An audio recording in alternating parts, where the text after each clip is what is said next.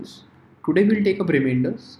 CAT has quite a few direct or indirect questions based on remainders every year. All of you must have seen questions like, calculate the remainder when 13 raised to power 200 is divided by 17, or calculate the units digit or last digit of some large exponent. All of these are remainders based questions. So let's get started. We'll first look at the concepts and then see how these questions can be solved in within 15 to 20 seconds or even less than that. So this is the basic Euclid lemma that you must have read in your 10th class. So this says dividend is equal to divisor into quotient plus remainder, right? So, and remainder is always between 0 and divisor, right? It can be non-negative and less than divisor. We'll shortly see why that is. Let's move on to an example. So here we are calculating the remainder of 48 with 7. All of us know that it's pretty simple, right? 6. But let's see how it works. So this is the number line. Let's say 42 is here and then 48 comes here, right? So how do we calculate the remainder? We have to calculate the remainder of 48 with 7. So we find the multiple of 7 just below 48, which becomes 42, right? So the remainder will be 48 minus 42 in this case, which is the dividend minus the multiple of 7, right? So it becomes 6, right? All of us knew this. But now there is one more concept called negative remainder, right? Most of us will not know about this. 42 is a multiple of 7 just before 48. Let's try to look at the multiple of 7 just after 48, right? It's going to be 49. And this difference is going to be 1. But that does not mean the remainder is going to be 1, because remainder is always dividend minus the multiple, right? So if you were to consider 49, the remainder would be 48 minus 49, right?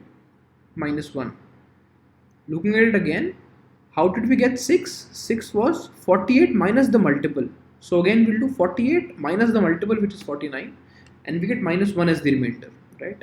Technically, as we saw on the last page, the remainder is always non-negative and less than the divisor, which means it cannot be minus 1, right? True.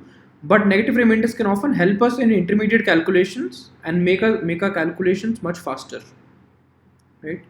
Okay, so now we know that the remainder can either be 6 or minus 1 in this case. Let's look at how to convert remainders from positive to negative or negative to positive, right? If you have 6, can you get minus 1 without any of these calculations? Yes. So the divisor is 7, right? All you have to do is subtract 7 from this 6 to get minus 1, or add 7 here to this minus 1 to get 6, right? Why is this working like this? Let's look here, right? So what is 6? 6 is 48 minus 42. And what is minus 1? Minus 1 is 48 minus 49. So when we subtract this, the 48s get cancelled, and what is left is 49 minus 42, right? Or in fact 42 minus 49, which comes out to be minus 7, or the minus of divisor. So what we see is the difference between the positive and negative remainder will always be equal to the divisor. This is also useful when you are asked to calculate the remainder of a negative number with the divisor. Again, basically, if you are asked to calculate remainder of minus 1 with 7, you are again going to add 7 in this case to get the 6. Okay. Let's move on to some more problems. So these problems are based on properties. First we'll look at the problems and then we'll generalize the property. So the first one here says remainder of 47 plus 38 with 7. Here we have 47 minus 38 with 7, and here we have 47 multiplied by 38 with 7, right? The easiest way, obviously, we know of is to just add, subtract and multiply these and calculate the remainder with 7, which will be time consuming, especially in the third case, right? So what we can do is we'll calculate the remainders of these two individual numbers with 7 separately and then try to do something. Okay. So we know remainder of 47 with 7 is 5, and we know remainder of 38 with 7 is 3, right? So what we do now is we add these two separate remainders, which becomes 5 plus 3 is equal to 8, and the remainder is 8. But wait, the remainder is always less than the divisor, right? So we take the remainder again with 7. So we got 8 till now, we'll take the remainder with 7 again and we'll get 1. So 1 is the answer for this one. Similarly, when we are subtracting this, we'll subtract the individual remainders, which gives us 2, right? So the answer is straight away 2 here. For multiplying, again we'll calculate the individual remainders and multiply them, and if needed, calculate the remainder of that multiplication again with 7, right? So the individual remainders are 5 and 3, right, which gives us 15 on multiplication, and taking the remainder with 7 again, we get 1. Okay, let's see how this works out with negative remainders. We also know that remainder of 47 with 7 can also be set to -2, right? So let's see if it works the same way. Again, adding the two remainders, we get 1. Subtracting the two remainders, what do we get? -2 minus 3, which becomes -5. And -5 adding 7 to it gives us 2, right? And in this one, 47 multiplied by 38, we'll again multiply the two remainders. -2 multiplied by 3 gives us -6, and adding 7 to it gives us 1. So as we can see, the negative remainder and the positive remainder both give us the same result. In some cases, the negative remainder can help us with the calculations. Okay. Now let's look at these properties a little more generically. Okay. So the adding, subtracting, and multiplication that we can do separately and then take the remainder finally. Let's look at that. Right. So for the same divisor, if you're calculating the remainder of a plus b, then you can calculate the remainder separately and then add them up finally. Similarly for subtraction and similarly for multiplication. It is always important to know these properties to solve questions faster, but what helps you remember these properties and apply them faster is to always try and prove these properties, because that is how the foundation gets set inside you, right? So let's look at one proof. We'll look at the proof of first one and then you try to prove for the second and third one. So for the first one, which says addition of two numbers a plus b and calculating the remainder, we can calculate the remainder separately and then take the remainder finally again. Okay. So from Euclid's lemma, what we know that is the first number a will always be written as d into q1 plus r1, because we are calculating the remainder of a plus b with d. The divisor is d, and there will be some quotient and some remainder for a. Similarly for b also there will be some quotient and some remainder, but the divisor remains same, right? Now adding both these equations, what this gives us is a plus b is equal to d into q1 plus q2 can be said to be a new natural number altogether, right? Capital Q. So we get a plus b is equal to d into q plus r1 plus r2. Now a slightly new concept for some of you. We've always seen that we can add or subtract anything on the two sides of the equation, right? We can add 2 to the LHS and RHS of the equation remains same. Similarly, we can also take the remainder with any divisor on both sides of the equation. For example, let's say here you were to take remainder of LHS with d, so the LHS will become remainder of a plus b with d, similar to the first line here. The RHS, when we see, the first term becomes 0, because remainder of d into q with d will be 0 because it's already a multiple of d, and this one becomes remainder of r1 plus r2 with d, right? So ultimately what you get is r into a plus b is equal to remainder of r1 plus r2, which are individual remainders. Another way to look at it without taking the remainder of both sides is basically a plus b can be said to a multiple of d in addition to some r1 plus r2. Now see that these r1 and r2 can be, so r1 plus r2 can be bigger than the divisor itself. In that case, what happens is we take the maximum that we can take out of r1 plus r2, that is the maximum multiple of d goes here, and what gets left here is r1 plus r2 remainder with d. So this is another way to look at it. Okay, I would strongly urge you to try and calculate to prove these two properties also yourself. If you face any problem, please post them in the comment box and I can help you. So now we look at another property directly related to third one, right? So this is about multiplication. So all of these properties in fact can be extended to any number of variables. If you want to extend this to 3 or 4 or 5 or 10 variables, we can do that.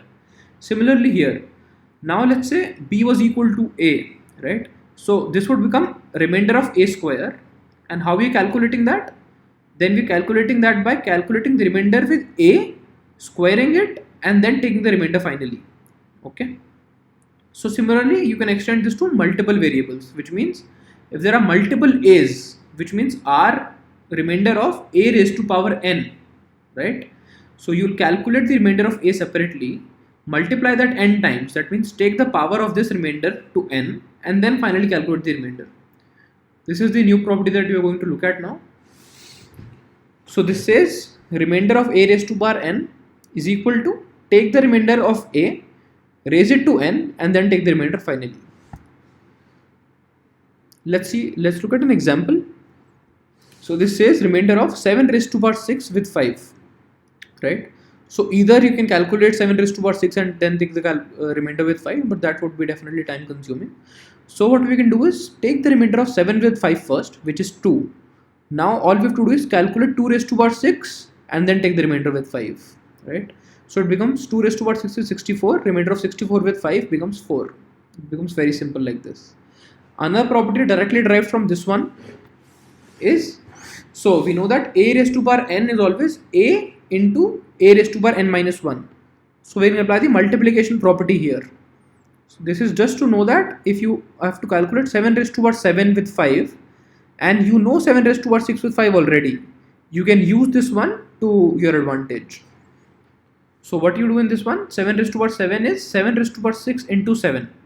So first you calculate the remainder of 7 raised to power 6 with 5, which is 4, we already know, multiplied by 7 remainder with 5, which is 2, right? So 4 into 2 we get 8 and finally taking the remainder with 5 we get 3.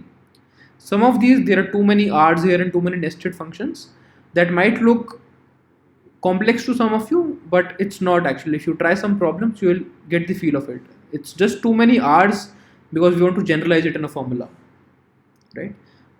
So you don't have to remember all of these formulas. Once you start practicing, you'll get natural with these. So let's look at a few examples for this one also. So let's look at this one, right? So if you have to calculate the remainder of 802 raised to the power 5 with 20, again obviously you can't calculate 802 raised to the power 5 in the exam, right? So as we discussed earlier, again you take the remainder of 802 with 20 first, which is 2, all of us know, and then calculate 2 raised to the power 5, which is 32, and then take the remainder with 20 again, which is 12. So our answer here is 12, right? Similarly here, remainder of 9999 raised to the power this with 3. Again we'll calculate the remainder first with the base and then raise the power, okay? The remainder we know is 999 with 3 is 0, right? So 0 raised to the power 109 is 0 and the remainder again is 0. Okay, this is slightly tricky. So remainder of 699 raised to the power 109 with 7. So first of all, again we'll calculate the remainder of 699 with 7, right? It becomes 6.